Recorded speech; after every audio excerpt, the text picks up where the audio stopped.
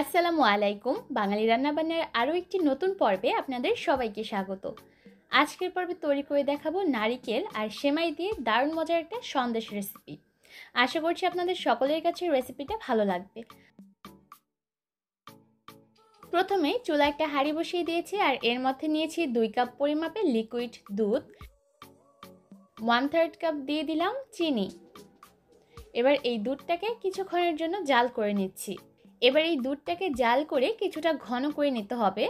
আর শুরু থেকে শেষ পর্যন্ত চুলার আঁচ আমি মিডিয়াম হাইটে রেখেছি আর এভাবে অনবরত নেড়েচেড়ে দুধটাকে জাল করে নিচ্ছি।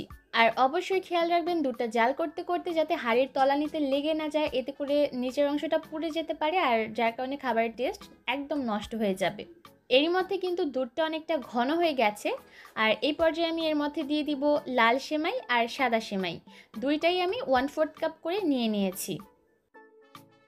এবার দুধের সাথে ভালোভাবে মিশিয়ে দিচ্ছি আর মেশানো হয়ে গেলে এর মধ্যে দিয়ে দিব 1/2 কাপ পরিমাপে নারিকেল কোড়া।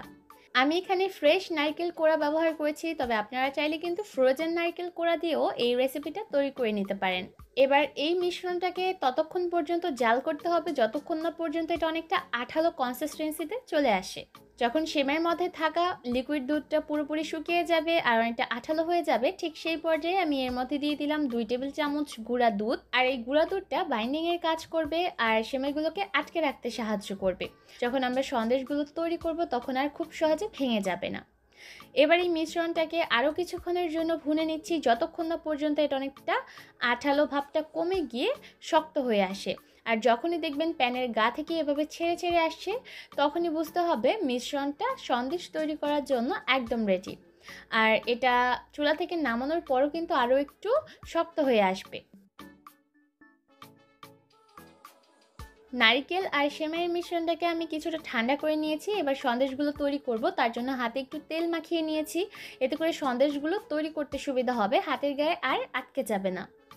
কিছুটা সেমাইয়ের মিশ্রণ হাতে নিয়ে প্রথমে গোল বলের মতো তৈরি করে হাত দিয়ে চাপ দিয়ে এভাবে করে বিস্কিটের মতো তৈরি করে নিচ্ছি।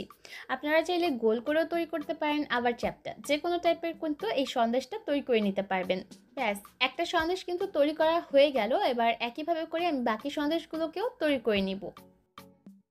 সন্দেশগুলো গার্নিশিংয়ের জন্য আমি উপর থেকে কিছুটা ভাজা সেমাই ছড়িয়ে দিচ্ছি। এটা পুরোপুরি অপশনাল, চাইলে দিতে পারেন আবার চাইলে স্কিপ করতে পারেন। একদমই অল্প সময়ে আর অল্প কিছু উপকরণ দিয়ে ভিন্নধর্মী এই সন্দেশটা আপনারা চাইলে বাড়িতে ট্রাই করতে পারেন, দেখবেন ছোট বড় সকলের কাছেই ভালো লাগবে। আশা করছি আমার আজকের এই সহজ রেসিপি আপনাদের কাছে ভালো লেগেছে। আজকের মতো এখানেই বিদায় নিচ্ছি। সবাই অনেক ভালো থাকবেন। আল্লাহ হাফেজ।